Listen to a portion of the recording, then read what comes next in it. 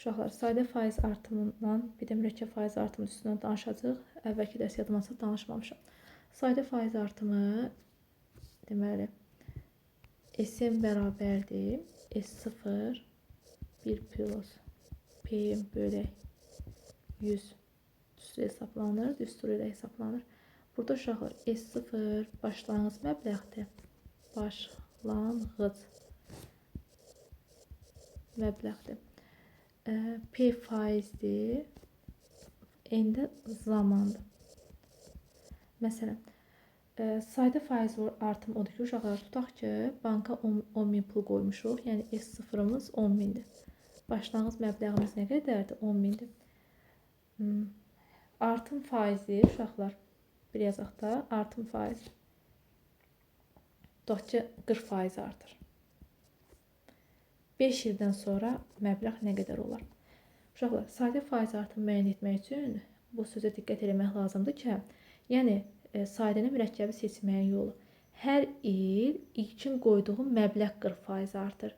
Məsələn, banka 10.000 pul qoymuşamsa, birinci ildə 10.000-in 40% artacaq, ikinci ildə 10.000-in 40% artacaq.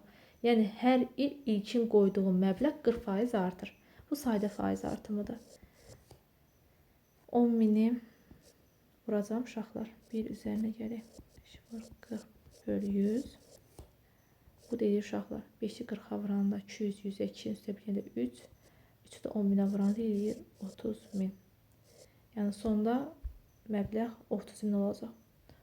Sonra uşaqlar, gəlin indi mürəkkəb faiz artımına baxaq. Mürəkkəb faiz artımında isə buraya yazın sadə faiz artımı. Uşaqlar, mürəkkəb faiz artımında hər il əvvəlki məbləğin faizi artır. Məsələn, əvvəlcə düstur yazaq. SM bərabərdir. S0 1 üstə gələk P bölək 100-ün üstündə N. Uşaqlar, hər il əvvəlki məbləğin faizi artır. Tutaq ki, 10.000 qoymuşam uşaqlar. 10.000. Yenə S0-ımız deyək də 10.000-dir. Tutaq ki, faizimiz 20% artır. Soruşuram 4 ilə. Nə qədər artar? İlkin qoyduğum məbləğ nə qədərdir uşaqlar? 10.000. 1 plus 20 bölək 100-ün üstündə 4. Yəni, mürəkkəb faiz artımı da təkrar eləyək. Hər il əvvəlki ilin. Məsələn, tutaq ki, 10.000 qoymuşam, artıb olub 12.000. Növbəti il mənim 12.000-im artacaq. Yəni, 12.000-in 20%-ni tapırıq. Fikrimi çatdıra bilin. Yəni, hər il əvvəlki ilin 20% qədər artır. Bu mürəkkəbdir. Buradan da SM bərabərdir uşaqlar. 10.000 %25-də 1 deməkdir. 1-in üzərinə 5-də 1 gələndə uşaqlar 5-də 6. Bu da 10.000 vuraq 6 üstü 4 bölək 5 üstü 4. Yəni, özünüz açıb hesablaya bilərsiniz. Sonra uşaqlar, bu mürəkkəb faiz artımı düsturuydu. Bir də faizə aid məsələlərdən bir neçə məsələyə baxaq. İzah eləmişdik. Faizin qədərdən tapılmasından sadəcə bir neçə misal izah eləmək istəyirəm.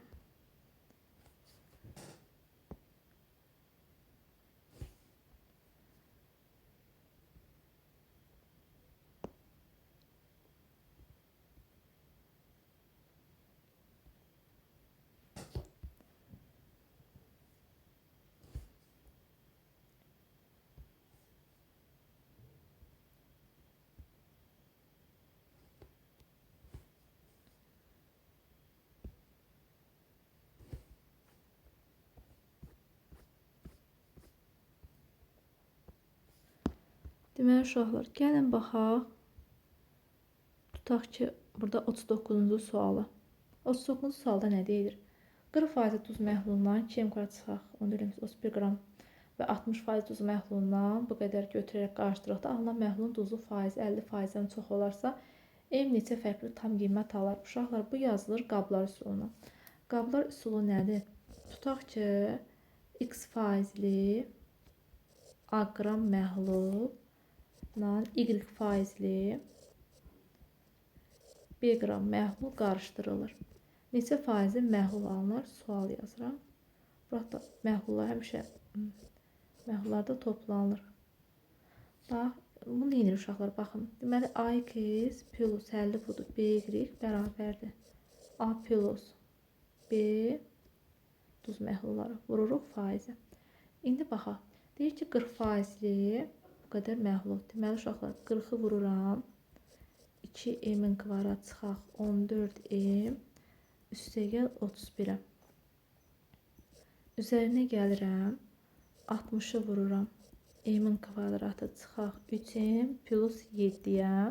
Bizə deyir ki, 50%-dən çox. 50%-dən çox deyirsə, deməli, bu böyükdür 50%-dən.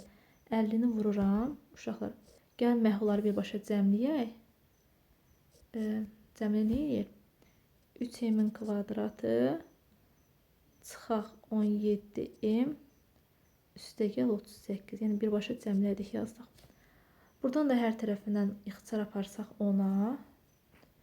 Yəni, buradan uşaqlar hər tərəfindən ixtisar aparsaq 4-ü vursaq içəri 8m-in kvadratı çıxaq 56m plus 124 plus 6m-in kvadratı çıxaq 18m plus 42 böyükdür 15m-in kvadratı çıxaq 85m plus 5-dən 8-dən 40 15 190 yerə.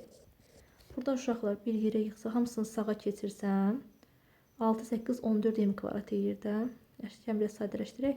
14m-in kvadratı çıxaq 56 18 74m plus 166 böyükdür 15m-in kvadratı çıxaq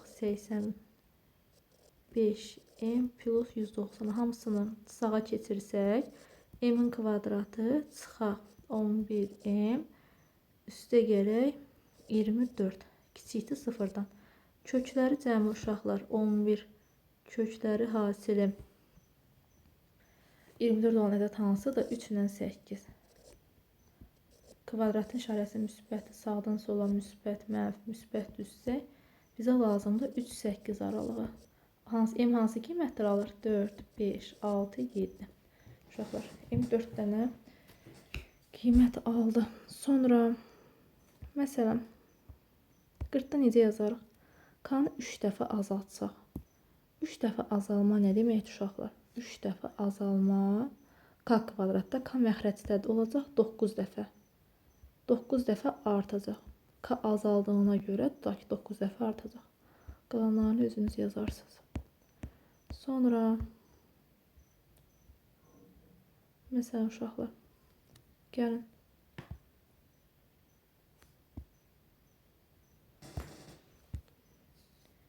gözün zəhmət olmasa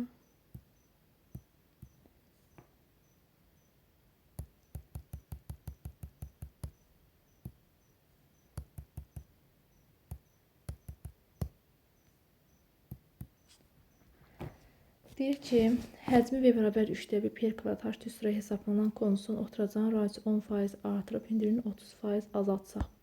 Uşaqlar, bunu 2 əməliyyətin dəyişməsinin faiz ifadəsi ilə də yazarıq. 2 əməliyyət dəyişməsi faiz ifadəsi ilə və yaxud da birbaşa. Məsələn, 10% artmaq 110 deməkdir, düzdür, radius. 110 olur, 110. Kvadrat ona görə 110-un kvadratı yazıram. 30% azalmadır uşaqlar, 100%, 30% azalma nə edir? Olur 70. Düzdür. Əvvəl necə idi uşaqlar? 100 idi də, düzdür.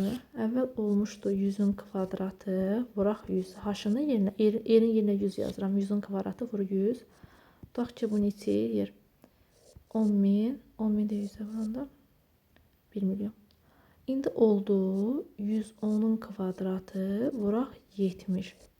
Bu da eləyir uşaqlar 121 vur 70. Bu da 14 847 min. Bu da eləyir 8. Yəni 10 min idi. 1 milyon idi. Oldu 847 min.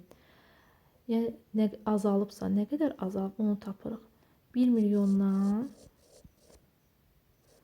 çıxıram 847 mini bölürəm 1 milyona